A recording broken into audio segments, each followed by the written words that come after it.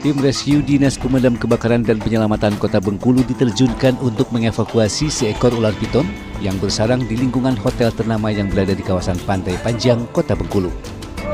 Ular dengan panjang sekitar 4 meter tersebut berada di dalam saluran drainase tepat di depan kamar hotel.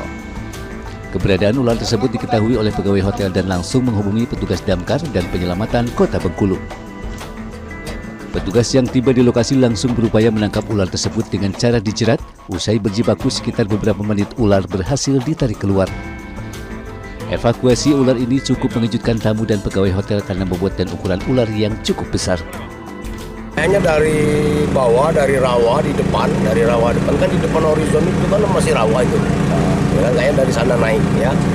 Dia masuk langsung ke depan gitu, depan siring di depan horizon itu. Dari keterangan petugas, ular diperkirakan berasal dari rawa-rawa yang berada tepat di seberang hotel. Ular tersebut masuk drainase di dalam hotel setelah hujan deras mengguyur wilayah Kota Bengkulu. Dari Kota Bengkulu, Endro Triawan, iNews melaporkan.